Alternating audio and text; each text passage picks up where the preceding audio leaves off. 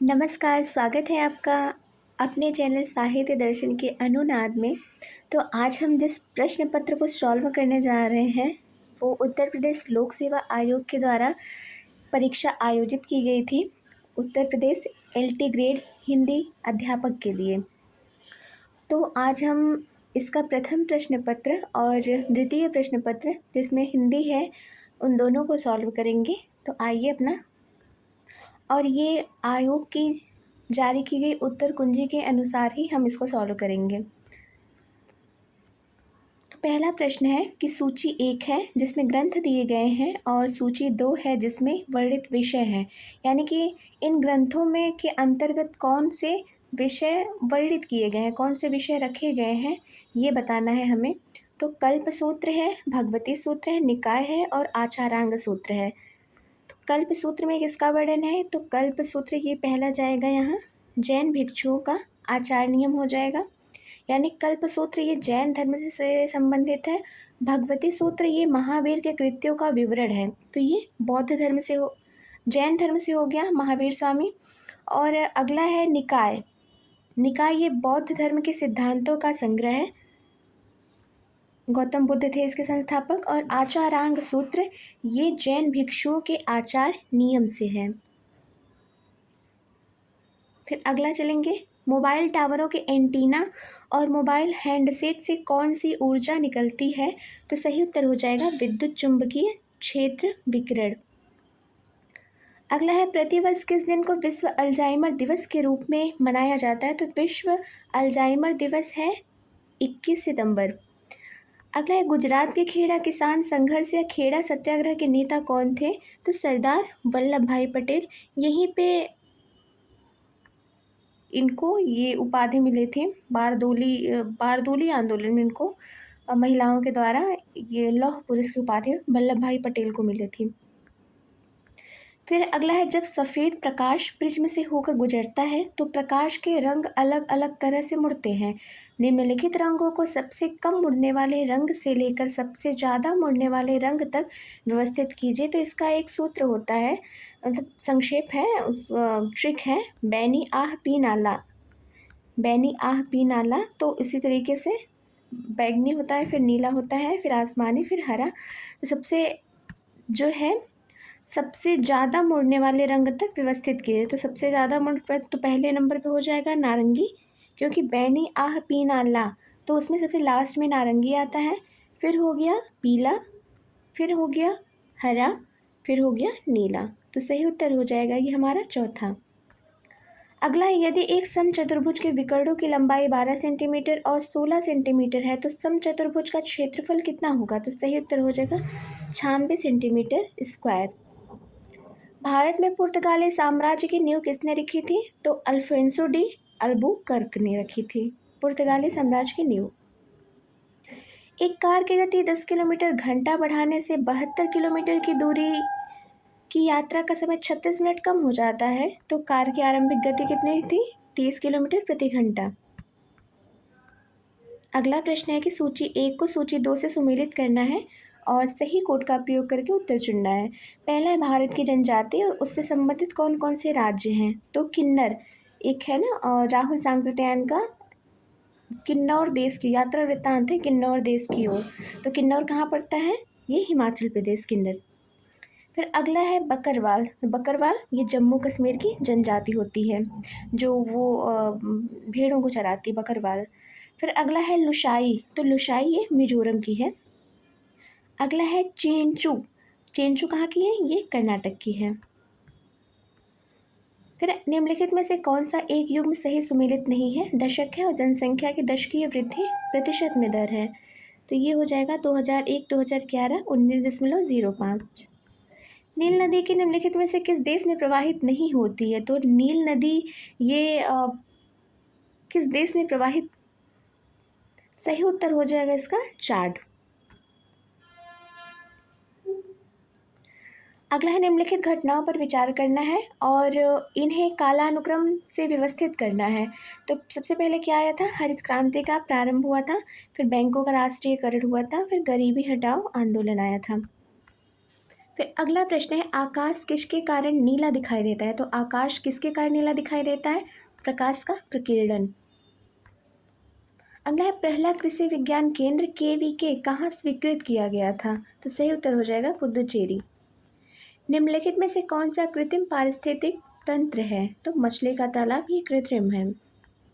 गांधी सागर बांध का निर्माण निम्नलिखित में से किस नदी पर हुआ था? तो गांधी सागर बांध ये चंबल नदी पर है। चंबल बेतवा वो MP की नदी है, मध्य प्रदेश। दुग्ध उत्पादन में विश्व में भारत का कौन सा स्थान है? तो प्रथम स्थान है। किसी भी विशिष्ट विधेयक के धन विधेयक होने का निर्णय कौन करता है? तो लोकसभा का अध्यक्ष करता है। भारत के संविधान के किस अनुच्छेद में अस्पृश्यता के अंत का उल्लेख किया गया है? तो अनुच्छेद 17 में है। 2.5% का भिन्नात्मक रूप क्या है? तो 1/40। अगला, भारत में ओडिशा के कालाहांडी निम्नलिखित में से किस खनिज के उत्पादन के लिए जाना जाता है? तो ओडिशा का कालाहांडी बॉक्साइट के उत्पादन के लिए जाना जाता है। निम्नलिखित युग्म में से कौन सा युग्म स्टॉक एक्सचेंज और उसके नाम से सही सुमेलित नहीं है? तो इसका हो जाएगा BSE। तो इसका हो जाएगा बम्बई स्टॉक एक्सचेंज। तो बम्बई स्टॉक एक्सचेंज इसका सही उत्तर होगा, BSC। केचुओं की मदद से तैयार खाद को क्या कहा जाता है? तो वर्मी कंपोस्ट, क्योंकि और इसकी खेती को वर्मी कल्चर। किस राज्य ने खेलो इंडिया यूथ गेम्स के 7वें संस्करण की मेजबानी की थी? तो सही उत्तर हो जाएगा बिहार। प्रकाशीय घटना तारों का टिमटिमाना किसके कारण से होता है? तो ये वायुमंडलीय अपवर्तन के कारण होता है, यानी कि रिफ्रैक्शन। संघीय वित्त आयोग के अध्यक्ष व सदस्यों की नियुक्ति किससे की जाती है? तो भारत के राष्ट्रपति के द्वारा की जाती है। किस मुगल सम्राट ने सर्वप्रथम अपने सिक्कों पर अपनी आकृति खुदवाई थी? तो उत्तर हो जाएगा जहांगीर। हाल में ही किस देश ने 2025 में विश्व स्वास्थ्य संगठन द्वारा आधिकारिक तौर पर मलेरिया मुक्त घोषित किया गया है? तो सूरीनाम को। भारतीय संविधान के अनुच्छेद 76 के अंतर्गत भारत के राष्ट्रपति किसकी नियुक्ति करते हैं? भारत के महान्यायवादी की नियुक्ति करते हैं। 113वां अंतर्राष्ट्रीय श्रम सम्मेलन जिनेवा में कब आयोजित किया गया था? तो 2 से लेकर 13 जून 2025 तक ये जिनेवा में आयोजित किया गया था। ये हो गए हमारे 30 प्रश्न जो कि सामान्य अध्ययन से संबंधित है। अब हम करेंगे बाकी के जो प्रश्न हैं वो हिंदी से रिलेट हो रहेगा। अधोमुख शब्द में प्रयुक्त उपसर्ग का हमें चयन करना है। तो अधोमुख में उपसर्ग कौन सा है? अधः। यानी कि उपसर्ग का मतलब क्या होता है कि जो किसी भी शब्द के प्रारंभ में शुरू में लग के और उसका अर्थ परिवर्तन कर देते हैं उसको उपसर्ग कहते हैं, और जो किसी शब्द के बाद में लगते हैं उसे हम प्रत्यय कहते हैं। तो अधोमुख, तो इसमें उपसर्ग कौन सा है? अधः है, और मूल शब्द क्या है? मुख है। इसमें 2 चीज़ होता है, एक तो होता है कि मूल शब्द क्या है। कभी कभी ये भी पूछा जाता है कि अधोमुख में बताइए मूल शब्द कौन सा है। तो मूल शब्द है मुख, और उपसर्ग क्या है? अधः। ये अधः उपसर्ग है। अगला है, अधोलिखित में से उदय प्रकाश का कहानी संग्रह कौन सा नहीं है? तो हम देखते हैं पीली छतरी वाली लड़की, ये भी उदय प्रकाश का है। मोहनदास उदय प्रकाश का है, और अंत में प्रार्थना। लेकिन कोसी का घटवार, ये कोसी का घटवार किसकी रचना है? ये है शेखर जोशी की रचना है। कोसी का घटवार शेखर जोशी की रचना है। अतिथि देवो भव, ये अब्दुल बिस्मिल्लाह का कहानी संग्रह है, अतिथि देवो भव। सोरठा को किस छंद का उल्टा कहा जाता है? तो दोहा, यानी दोहा का उल्टा सोरठा होता है। दोहे में प्रथम और तृतीय यानी जो विषम चरण में 13 मात्राएं होती हैं और सम चरण में 11 मात्राएं होती है, लेकिन सोरठा के सम चरण में 11 मात्रा होती है और विषम चरण में 13 मात्रा होती है। तो दोहे का उल्टा कौन हुआ? सोरठा हुआ। निम्नलिखित में से कौन सा युग्म वाक्यांश के लिए एक शब्द सुमेलित नहीं है? तो प्रत्युत्पन्नमति। प्रत्युत्पन्नमति होता है कि जो सही समय पर तुरंत किसी बात की युक्ति सोच नहीं। प्रत्युत्पन्नमति मतलब जो किसी बात को, किसी चीज़ को तुरंत समझ ले। प्रत्युत्पन्न मतलब तुरंत, तत्काल, क्षण भर में वो उस चीज़ को समझ जाए, उसको प्रत्युत्पन्नमति कहते हैं। पार्थिव मतलब होता है मिट्टी का बना हुआ। कभी कभी सुनते हैं ना, पार्थिव शिवलिंग है तो मिट्टी का बना हुआ है। बहुश्रुत, जिसे अनेक विषयों का ज्ञान सुन रखा हो उसे बहुश्रुत कहते हैं। निर्निमेष, निर्निमेष मतलब होता है कि बिना पलक झपकाए। निर्निमेष ढंग से सीता राम को देख रही थी, तो मतलब बिना पलक झपकाए। प्रबंध काव्य हम्मी रासों के रचयिता कौन है? तो हम्मी रासों के रचयिता जोधराज हैं। जो अत्यंत कष्ट से निवारित किया जा सके उसके लिए एक क्या शब्द होता है? दुर्निवार। अगला है वर्तने की दृष्टि से कौन सा शुद्ध शब्द है? तो ये यहाँ पे शारीरिक होना चाहिए। तनिष्क में ये वाला श होना चाहिए, खट्टी श होना चाहिए। निश्चल ये भी गलत है, ये वाला श बीच में होना चाहिए, लेकिन आध्यात्मिक ये बिल्कुल सही है। अगला एक अज्ञात भारतीय की आत्मकथा, इसका पहला प्रकाशन कब हुआ था? तो सन 1951 में हुआ था एक अज्ञात भारतीय की आत्मकथा। मुदित महीपति मंदिर आए काव्य पंक्ति में कौन सा अलंकार है? तो ये अनुप्रास अलंकार है। मतलब जहाँ किसी वर्णों की आवृत्ति 2 या 2 से अधिक बार हो, तो मुदित महीपति मंदिर, यहाँ हम देखते हैं माँ माँ माँ ये 3 बार आया है, तो इस वजह से यहाँ कौन सा अलंकार हो जाएगा? यहाँ अनुप्रास अलंकार हो जाएगा। शेरशाह का न्याय, इसके कहानीकार कौन है? तो वृंदावन लाल वर्मा है। अगला है सूची 1 को सूची 2 से सुमेलित करना है और सही उत्तर का हमें चयन करना है। कौरवी, तो कौरवी बोली कहाँ बोली जाती है? तो ये पश्चिमी हिंदी, यानी कौरवी को हम पश्चिमी हिंदी भी कहते हैं, जो मेरठ के आसपास बोली जाती है, कुरु प्रदेश में। फिर अगला है मालवी, मालवी कहाँ की है? तो मालवी ये दक्षिणी राजस्थानी की दक्षिणी शाखा की है। मेवाती हो गई, ये मेवाती उत्तरी की है और मालवी दक्षिणी की है। फिर ये जयपुरी है पूर्वी और मारवाड़ी पश्चिमी है। फिर और अवधी बघेली छत्तीसगढ़ी, ये जो 3 रहती है ये पूर्वी हिंदी की रहती है और भोजपुरी बिहारी से निश्चित है। अगला है कादम्बरी का काव्य रूप क्या है? तो गद्य कथा है। तो कादम्बरी किसका है? महाकवि बाणभट्ट। बाणभट्ट किसके राज दरबार में रहते थे? तो श्री हर्ष के राज दरबार में रहते थे। और कादम्बरी में पूरे 3 जन्म की कथा है, 3 जन्म की कथा है इसमें। निम्नलिखित में से मैथिलीश्वर गुप्त की रचना कौन सी नहीं है? तो भारत भारती मैथिलीश्वर गुप्त की रचना है। साकेत ये भी है, जय भारत भी है, लेकिन पथिक, मानसी, स्वप्न ये सब रामनरेश त्रिपाठी की रचना है। रामनरेश त्रिपाठी की रचना है। पथिक, मिलन, स्वप्न ये सब रामनरेश त्रिपाठी की रचना है। फिर अगला है निम्नलिखित में से कौन सा युग्म शब्द और प्रत्यय की दृष्टि से सुमेलित नहीं है? तो प्रत्यय, तो वही है ना प्रत्यय, मैंने ऊपर बताया था कि उपसर्ग किसी शब्द के प्रथम में लगते हैं और प्रत्यय बाद में लगते हैं। तो पर्वत, पर्वतीय, अनीय प्रत्यय नहीं है, ईय प्रत्यय है, पर्वतीय। फिर बाकी हम देखते हैं कि उल्लेखनीय अनीय प्रत्यय सही है, अंकनीय अनीय प्रत्यय है, अर्पणीय अनीय प्रत्यय है, लेकिन पर्वतीय में ईय प्रत्यय है, तीय अनीय नहीं है। पर्वतनीय होता तो तब अनीय प्रत्यय होता। अगला है ज्ञानबोध नामक कृति के रचयिता है। तो ज्ञानबोध, रत्नखान ये सब मलुकदास की रचना है। कविकुल गुरु, तो कविकुल गुरु ये कालिदास की है। वो एक पंक्ति आती है ना किसकी है? कव्य कालिदासो विद्यते, कुछ ऐसे करके है। फिर अगला है तत्सम उपन्यास के रचनाकार कौन है? तो तत्सम की है राजी सेठ। सही उत्तर हो जाएगा राजी सेठ। अगला है सूची 1 को सूची 2 से सुमेलित करना है। केदारनाथ सिंह, तो केदारनाथ सिंह का हो जाएगा जमीन पक रही है। केदारनाथ सिंह ये काव्य रचनाएं हैं। केशवदास का हो जाएगा रामचंद्रिका, जो एक रात्र में इन्होंने लिखा था। गजानन माधव मुक्तिबोध का हो जाएगा भूरी भूरी खाकदुल। फिर गिरजा कुमार माथुर का हो जाएगा धूप के धान। निम्नलिखित में से कौन सा युग्म शब्द और उसके लिंग की दृष्टि से सुमेलित नहीं है? तो वायु ये स्त्रीलिंग है, वायु चलती है, वायु बहती है। रेणु, रेणु मतलब होता है रेणु धूल, स्त्रीलिंग है इसका। ऋतु, ऋतु भी स्त्रीलिंग है, लेकिन निबंध, निबंध लिखा जाता है, लिखी नहीं जाती है, तो निबंध ये स्त्रीलिंग नहीं है, ये पुल्लिंग है। प्रेम मार्ग का ऐसा प्रवीण और धीर पथिक का जमा दाने का ऐसा दावा रखने वाला ब्रजभाषा का दूसरा कवि नहीं हुआ है। घनानंद के विषय में यह कथन किसका है? तो ये रामचंद्र शुक्ल जी का है। कुंवर नारायण का काव्य संग्रह कौन सा है? तो ये कुंवर नारायण का काव्य संग्रह है हाशिए का गवाह।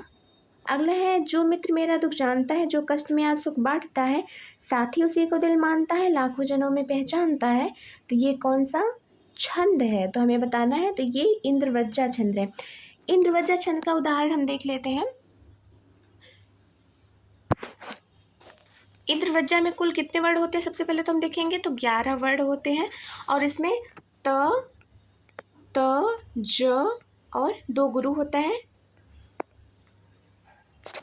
और इसका उदाहरण है कि जैसे कैलाशवासी, और ये हमेशा ये हमेशा जो है ये दीर्घ से शुरू होता है। जैसे है कि कैलाशवासी, त्रिपुरादिनाशी, संसार शासी, तो धाम काशी नंदी सवारी, विषकंठधारी, कल्याणकारी, शिव दुखारी। तो इसमें जो कैलाश से शुरू हुआ है वो दीर्घ है, तो इसका हमेशा गुरु से ही इसका आरंभ होता है। संतन को कहा सीकरी सुकाम, आवत जात पनैया टूटी बिसर गयो हरि नाम। तो ये किसकी है? ये कुंभन दास की है। जब अकबर फतेहपुर सीकरी बुलाते हैं उन्हें, तो ये वहाँ पहुँचते हैं और ये पंक्ति बताते कहते हैं, निम्नलिखित में से सुमेलित युग्म कौन सा नहीं है? तो रौद्र रस का क्रोध होता है, बिल्कुल है। करुण रस का शोक होता है, स्थायी भाव। विभत्स का जुगुप्सा होता है, बिल्कुल सही है। लेकिन अद्भुत का ये विस्मय होता है, ये उत्साह नहीं होता है। उत्साह तो वीर रस का होता है, वीर रस का उत्साह होता है और अद्भुत का विस्मय होता है। अगला है, काव्य आत्मा की संकल्पनात्मक अनुभूति है जिसका संबंध विश्लेषण विकल्प या विज्ञान से नहीं है। तो ये जयशंकर प्रसाद जी का कथन है, काव्य आत्मा की संकल्पनात्मक अनुभूति है। काव्य कला और अन्य निबंध में ये आपको पंक्ति मिलेगी देखने के लिए। अगला है, दश कुमार चरित के रचयिता कौन है? तो दंडी हैं। दंडी, दश कुमार चरितम, अवंती सुंदरी कथा और दंडी का काव्यादर्श, ये 3 ग्रंथ इनके बहुत ही ज़्यादा प्रसिद्ध हैं। अगला है, किसने कबीर को वाणी का डिक्टेटर कहा है? तो आचार्य हजारी प्रसाद द्विवेदी ने। गवाक्ष शब्द का संधि विच्छेद है, तो गोधन अक्ष, गवाक्ष हो गया। आओ आओ अयादि संधि होती है ना, जिसमें आय आय आओ आओ होता है, तो ये गवाक्ष है। नीचे 2 कथन दिए गए हैं जिनमें से एक को अभिकथन और दूसरे को कारण किया गया है। कर्म का चिन्ह को है, तो कर्ता ने कर्म को कर से के द्वारा, तो कर्म का चिन्ह को है, बिल्कुल सही है। कर्म कारक के प्रयोग की 2 स्थितियां हैं, अप्रत्यय और सप्रत्यय होती है, तो बिल्कुल सही है, दोनों ही सही है कथन। अगला है, रामचरित विमल संतत जीवन प्राण, हिंदुवन को वेद सम, यवन ही प्रकट कुरान। तो ये किसने कहा था? रहीम। निम्नलिखित में से कौन सा युग्म शब्द और उसके वचन की दृष्टि से सुमेलित नहीं है? तो मुनि बहुवचन, ओठ बहुवचन, दर्शन बहुवचन, आंसू बहुवचन। आंसू सदा बहुवचन में होता है, दर्शन भी सदा बहुवचन में होता है, ओठ भी बहुवचन में होता है। हाँ, ओठ जब हम बोलते हैं तो ऊपर नीचे दोनों का होठ आता है बहुवचन, लेकिन मुनि बहुवचन में नहीं होता है।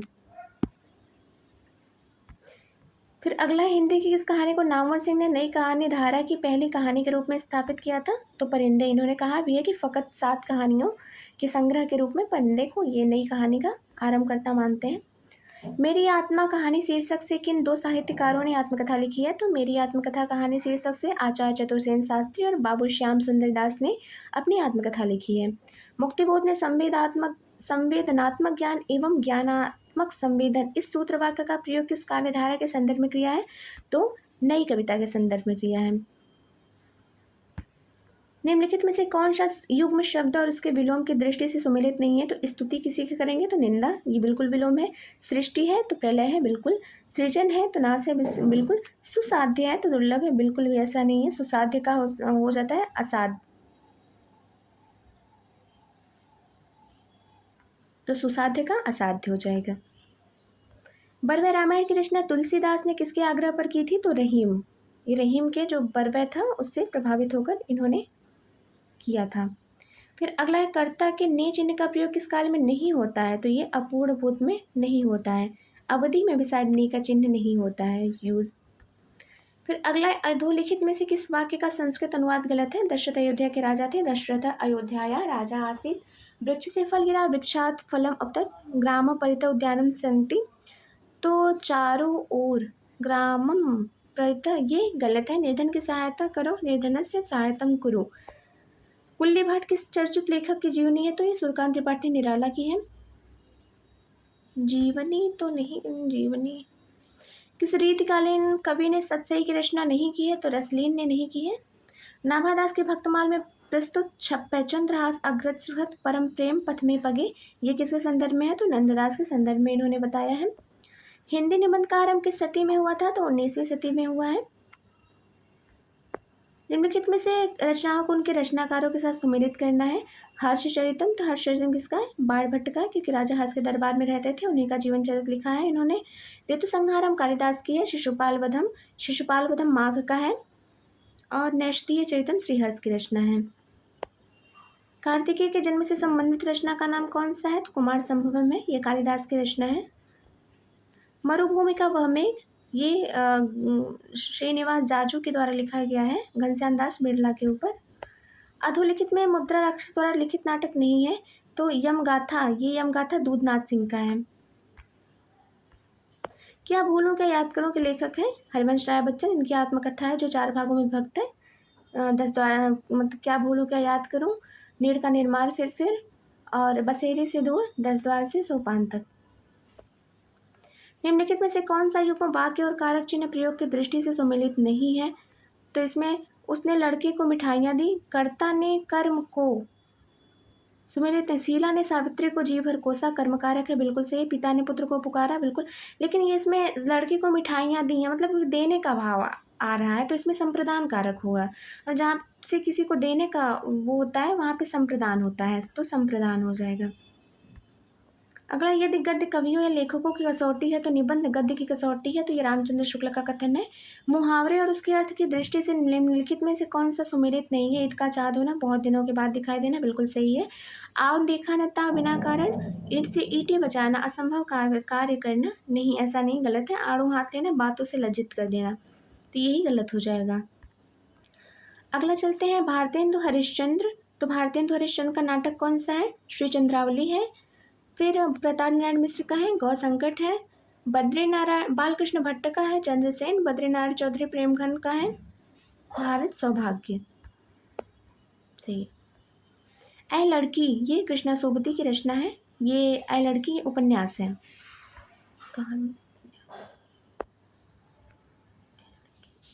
कहानी है, कहानी, उपन्यास नहीं। कृष्णा सोबती की कहानी है।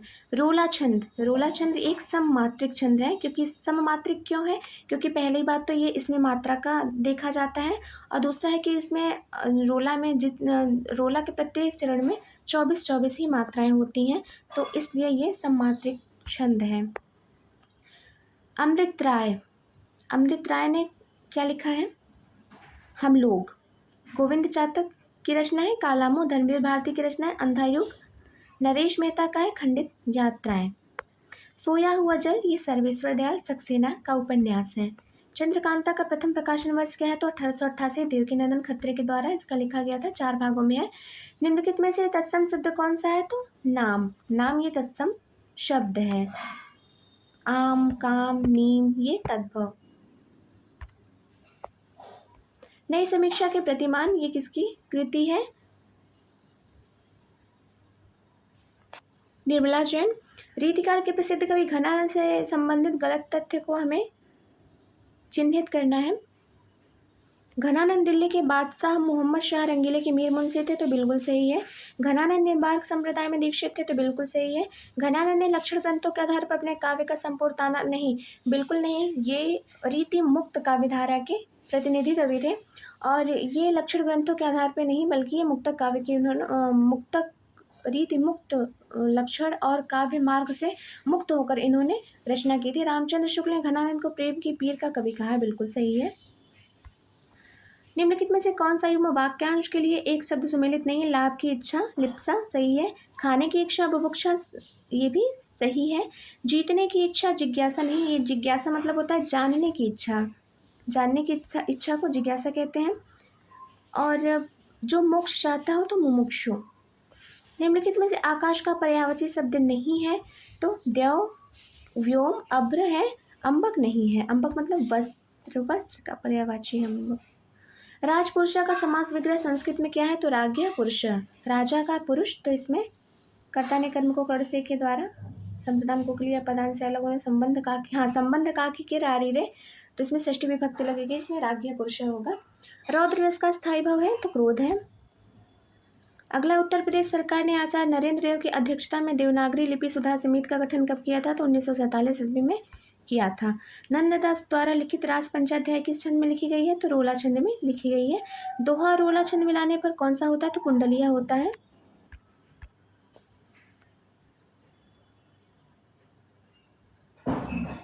फिर अगला है प्रत्यय की दृष्टि से निम्नलिखित कथनों पर विचार करना है। पठनीय में ई प्रत्यय है, गलत है। कठनीय में ई प्रत्यय है, गलत है। तो न तो ई, न तो पहला, न तो दूसरा। सन 1935 में गठित नागरी लिपि सुधार समिति के संयोजक कौन थे? तो काका कालेलकर थे। अगला है रस निष्पत्ति के सिद्धांत में भुक्तिवाद का प्रकरण किस आचार्य ने दिया है? तो भट्टनायक ने भुक्तिवाद का दिया है। तो भट्टनायक ने क्या माना है कि जो भोज्य भोजक इनका सिद्धांत है, और इसमें मानते हैं कि जो साधारणीकरण होता है वो दर्शक में होता है, यानी कि जो देखने वाला दर्शक है उसमें ही साधारणीकरण होता है। अगला, निम्नलिखित में से किसका संबंध पुल्लिंग से नहीं है? तो पुखराज पुल्लिंग है, सरोवर पुल्लिंग है, तमाल है, लेकिन दाल बनाई जाती है, दाल खाई जाती है, तो ये स्त्रीलिंग हो गया। देवनागरी लिपि की विशेषता नहीं है, तो देवनागरी लिपि में कुछ ध्वनि का उच्चारण नहीं होता, ऐसा नहीं है। देवनागरी लिपि में हम जो बोलते हैं, जो उच्चारण करते हैं उसी को लिखते हैं, ऐसा नहीं कि कुछ ध्वनि का उच्चारण नहीं होता है, तो इसीलिए ये गलत हो जाता है। संत सुंदरदास के गुरु का क्या नाम था? तो दादू दयाल था। और ये सबसे पढ़े लिखे, ये शिक्षित और पढ़े लिखे संत थे सुंदरदास। किरातार्जुन नियम के संदर्भ में कौन सा असत्य है? तो इनमें अर्जुन का युद्ध किरात वेशधारी कुमार कार्तिकेय से नहीं हुआ है, बल्कि ये शिव से हुआ है। तो किरात वेश किसने धारण किया था? शिव ने धारण किया था। अगला, हिंदी में गमला किस भाषा से आगत शब्द है? तो ये पुर्तगाली से है। देवनागरी लिपि में लिखी जाने वाली भाषा कौन सी है? तो मराठी है। विभत्स रस का स्थायी भाव क्या है? तो जुगुप्सा है विभत्स का। सुनीति कुमार चटर्जी ने खड़ी बोली के लिए किस शब्द का प्रयोग किया है? तो इसका हो जाएगा जनपदी हिंदुस्तानी। निम्नलिखित में से पूर्व हिंदी के कवि कौन नहीं है? तो तुलसीदास भी हैं, अवधि के हैं, मंझन भी हैं, मानदास भी हैं, लेकिन भूषण नहीं है।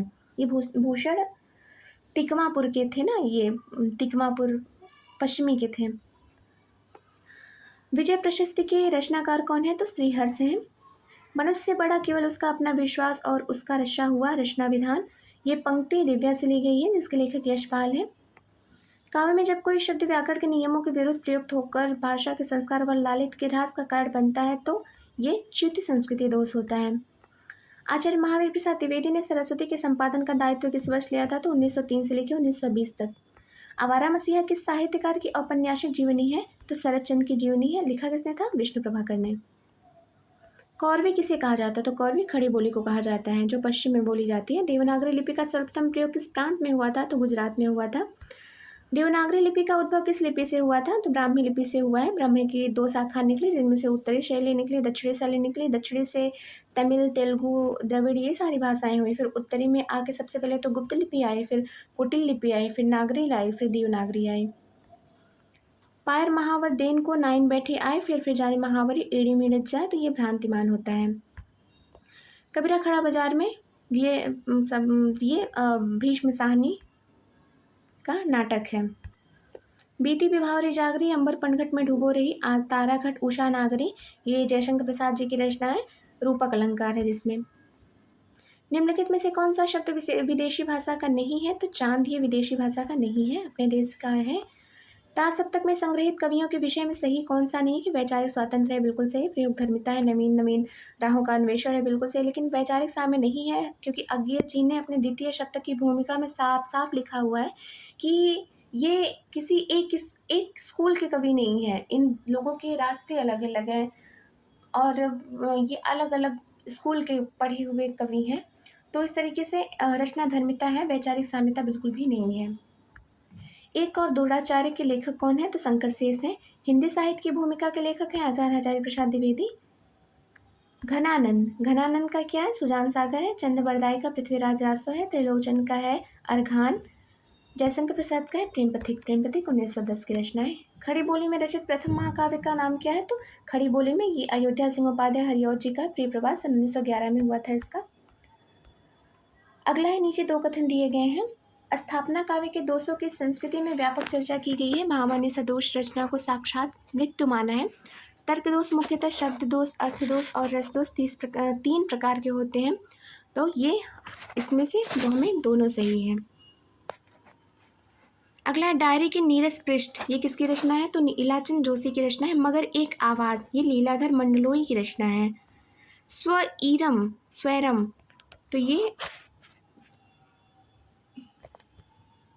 वृद्धि संधि का उदाहरण है स्वैरम। उत्तर रामचरितम में कितने सर्ग हैं? तो ये भवभूत के द्वारा लिखा गया है, जिसमें से 7 सर्ग हैं। अंगूठी का नगीना के रचनाकार कौन है? तो किशोरीलाल गोस्वामी। अगला है, नीचे 2 कथन दिए गए हैं, जिसमें से एक को अभिकथन और दूसरे को कारण अंकित किया गया है। कबीर की रचना में सिद्धांत का प्राधान्य है, काव्य का नहीं।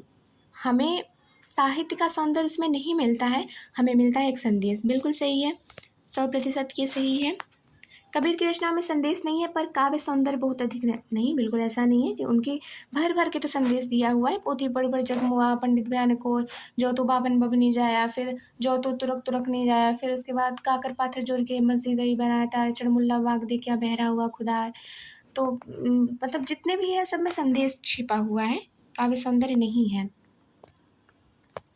फिर अगला है प्रेम वाटिका किसकी रचना है? तो प्रेम वाटिका रसखान की रचना है।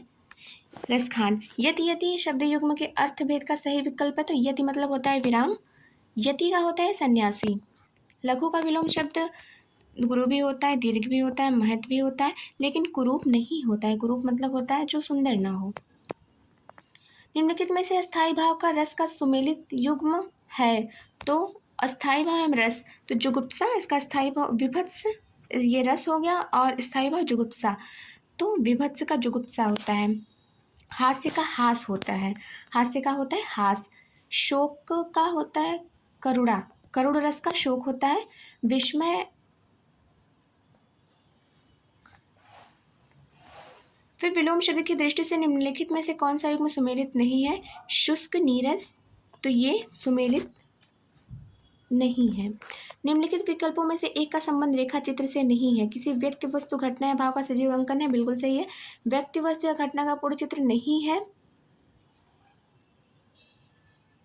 कहानी से मिलता जुलता स्वरूप है।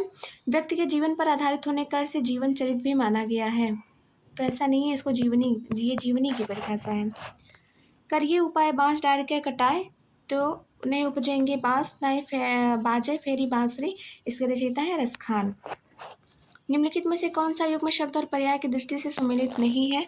तो अवनी मतलब पृथ्वी होता है, धैर्य तोष निगम समिति सुमेलित नश्वर नित्य, ये नहीं है। पर्याय मतलब उसका पर्यायवाची बता रहा है, जबकि ये विलोम हो गया। चाय किस भाषा का शब्द है? तो चाय चीनी का है। निम्नलिखित में से कौन सी भाषा संविधान की 8वीं अनुसूची में नहीं है? तो नेपाली, कश्मीरी, तमिल है, लेकिन ब्रज नहीं है। निम्नलिखित में से कौन सा ग्रंथ हजारी प्रसाद द्विवेदी का नहीं है? तो हिंदी साहित्य का अतीत, ये नहीं है। धोखा किसका निबंध है? तो प्रताप नारायण मिश्र का है। मानव अथवा प्रकृति के सूक्ष्म किंतु व्यक्त सौंदर्य में आध्यात्मिक छाया का भान मेरे विचार से छायावाद के सर्वमान व्याख्या हो सकती है, तो नंदुलाल वाजपेयी का है। ध्रुव स्वामिनी के नाटककार का नाम है जयशंकर प्रसाद। निम्नलिखित में से कौन सा उपन्यास यशपाल का नहीं है? तो जहाज का पंछी इलाचंद जोशी का उपन्यास है। वह ब्राह्मणों को धन देता है, इसका संस्कृत में अनुवाद क्या हो जाएगा? सब ब्राह्मणेभ्यः धनम ददाति, और कारक कौन सा होगा? संप्रदान कारक। तो ये हमारे हो गए 150 प्रश्न इसके और 30 प्रश्न जीएस के हो गए। फिर मिलते हैं ऐसे किसी और वीडियो के साथ जिसमें ढेर सारे प्रश्नों को हम सॉल्व करेंगे, आयोग की उत्तर कुंजी के अनुसार ही हम सॉल्व करेंगे।